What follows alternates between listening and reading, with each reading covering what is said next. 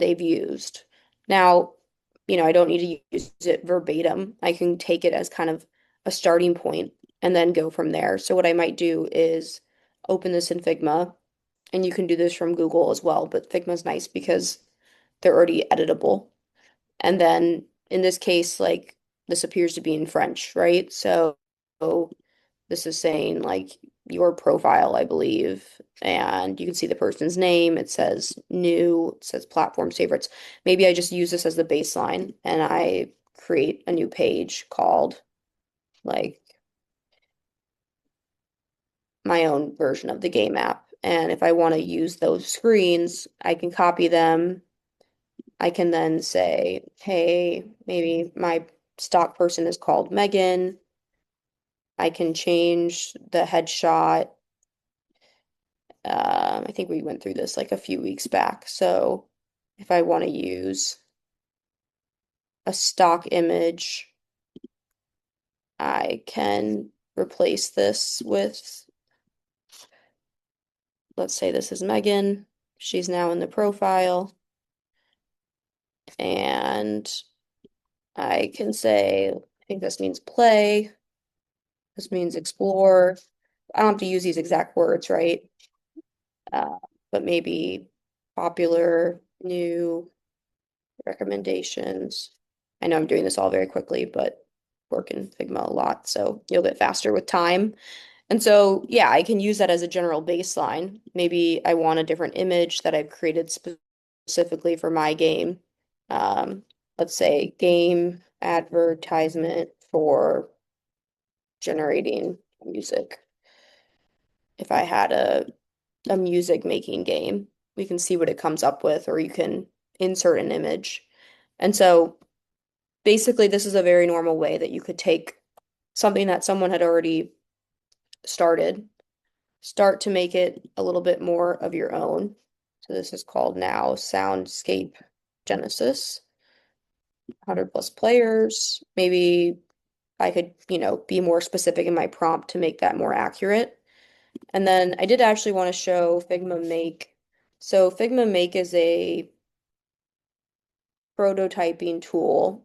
I know in previous classes there was examples about how you can then like connect the pages. In this case, I copied this and it already is actually connected, where if I click that profile, I'm going here. Um, so let me just quickly make this a little more consistent. Uh, we'll pretend that was Megan.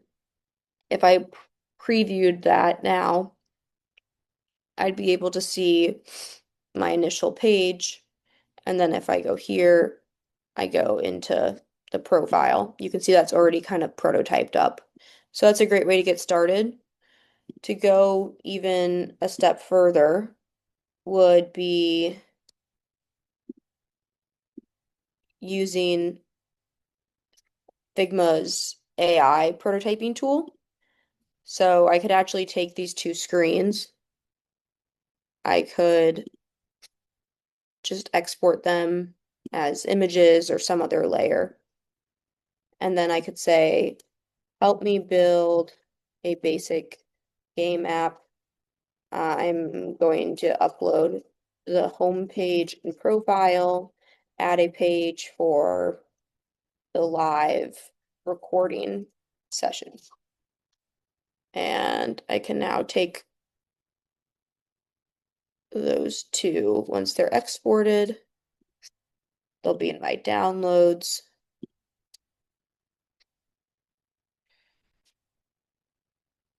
And then it'll take a minute, but you'll see this is basically like a chat type of interface.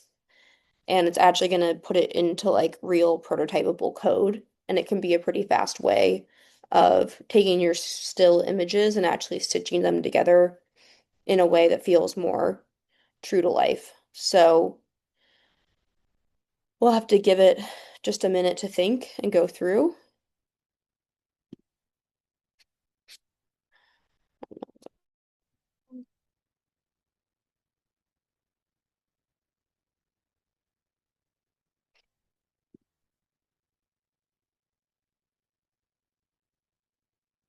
I'll show you what it's actually thinking about. The user wants to build a game app. They have two screenshots. One's home, one's a game card. The other is a profile setting. And then I asked add a page for a live recording session. So it's going to break down the steps. This can be a little uh, time consuming just because it actually is building it in code, which is pretty amazing though. You don't have to know very much about coding to be able to like get something pretty fun to play around with prototype wise. But if you give it a few more minutes, I'll show you what comes out at the end.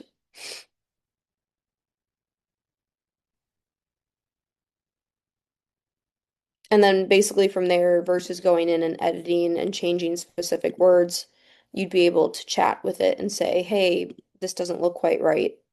Can you actually update this part? So I'll go into that as an example in a minute once this finishes.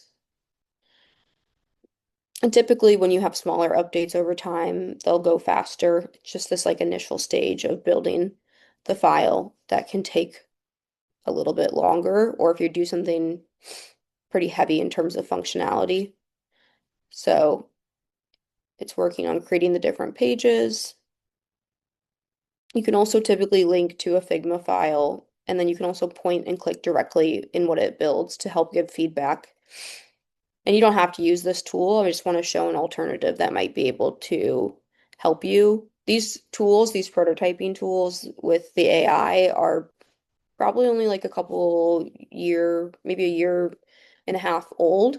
So when I started working as a designer, I never had something like this. And now a lot of work, you can build initial prototypes pretty quickly this way, which can be a good way of getting feedback, or just save you time and manual effort. I would say still make the screens at least as like a baseline,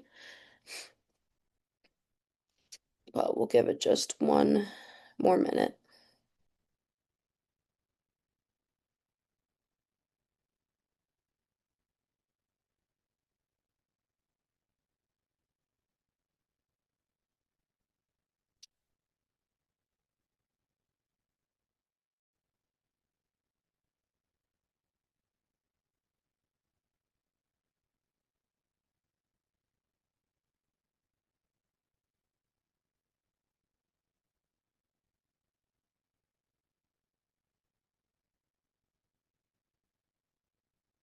All right, so it says, great, I built your app. It has a home page, a profile page, and then this net new page that it created based on what I asked. So what you'll see is it's going to go ahead and actually load this now. You'll see that initial, hey, Megan headshot kind of changed, popular new recommendations. See that image that I generated.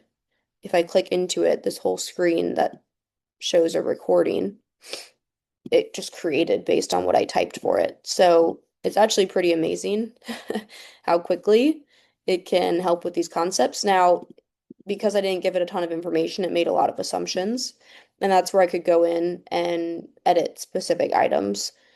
For example, if I wanted something specific on this page to look different, I could say, great, when I click the share icon, upper right of the recording session page, open a list of contacts of other users in a side panel. Let's see what that looks like. That might be a way that basically links me into like the messaging function of the app. So let's see what that does.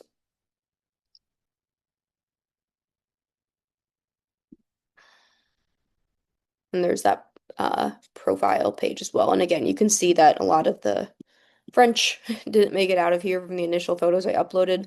So I could ask it, can you go through and translate everything into English?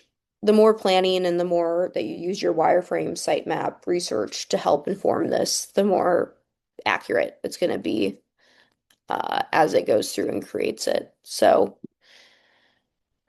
it's not, again, a reason to skip the initial design process. It's just a way once you're in the UI phase to potentially work a lot more quickly and see what works and what doesn't work without taking the time to put this all together only to look at it and say, hey, I actually don't even like it. So you can see like now this messages section showed up. I click that share button. It's gonna finish working on that. And I think I'll then be able to actually see the other users.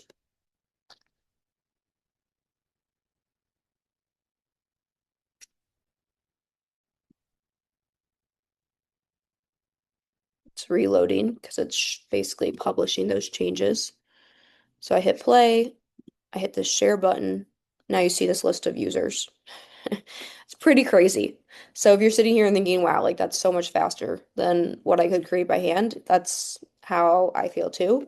I spent years of my career like building these things manually, and it's not to say that you never need to anymore, but the tools that you're going to use, like Figma is only maybe 7 years old. When I started designing, I was using Photoshop and Illustrator, and there's a different platform called Sketch. So like don't fall in love with the tool, fall in love with the process of researching, of validating, of figuring out what you need, what you don't need, and then be prepared for the actual tools as far as execution to continue getting better, which is actually quite empowering. Like I probably would have taken, again, way longer to get here or not been able to create this at all.